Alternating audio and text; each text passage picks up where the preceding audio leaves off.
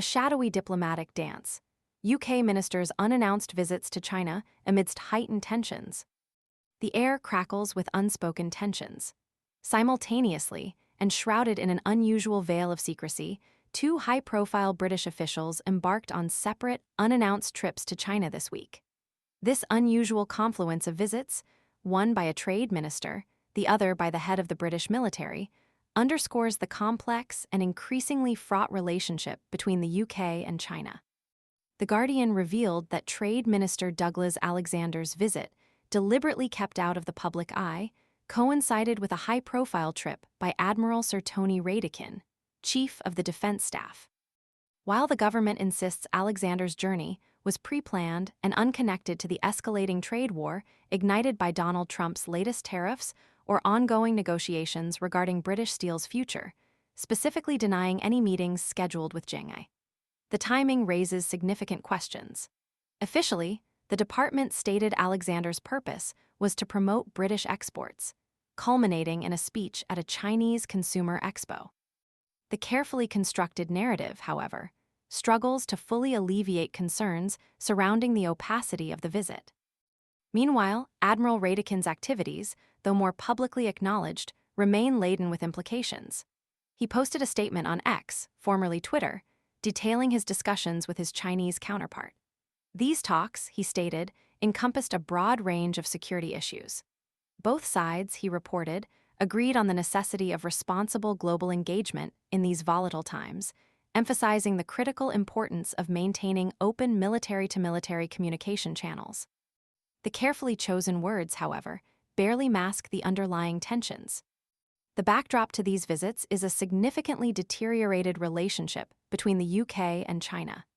China's increasingly assertive actions, particularly its clampdown on Hong Kong, a former British colony, have severely strained relations.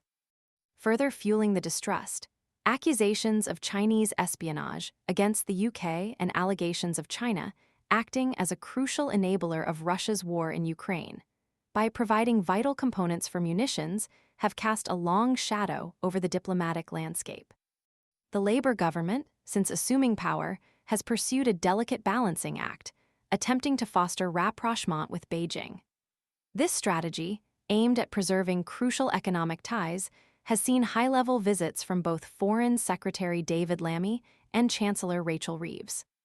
These visits, reciprocated by senior Chinese government officials visiting London, reflect the Labour government's stated belief that maintaining a long-term relationship with China remains squarely in our national interest, a sentiment echoed by Reeves during her January trip. Adding another layer of complexity to this delicate dance, Radakin's itinerary reportedly included an address to students at the People's Liberation Army National Defense University, a prestigious institution specializing in military education. The Times reported that his speech focused on defending the post-World War II security order and highlighting the enduring value of strong international alliances, a subtle yet pointed message in the current geopolitical climate. The timing of these visits is further complicated by the escalating trade war between the US and China. Trump's latest tariffs, imposing a staggering 145% levy on certain Chinese imports, have prompted immediate retaliation from Beijing, with an 84% tariff imposed on US goods. Beijing's strong condemnation of a trade war, coupled with Trump's accusations of China ripping off the USA through cheap imports, underscores the escalating hostility. The volatile situation is further exacerbated by ongoing conflicts.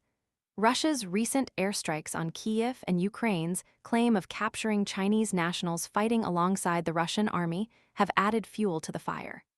While China's foreign ministry is reportedly verifying the situation, it has dismissed Ukraine's accusations of widespread Chinese military involvement as baseless. The unannounced nature of Alexander's trip, juxtaposed against Radakin's more public engagements, creates a fascinating and somewhat unsettling diplomatic puzzle. The simultaneous visits, amidst a backdrop of escalating geopolitical tensions, economic warfare, and accusations of espionage, raise serious questions about the UK's approach to China. Is this a calculated strategy of quiet diplomacy, an attempt to navigate treacherous waters? Or does it reveal a deeper lack of coordination and transparency in the UK's China policy? The answers remain elusive, shrouded in the same secrecy that initially veiled Alexander's trip.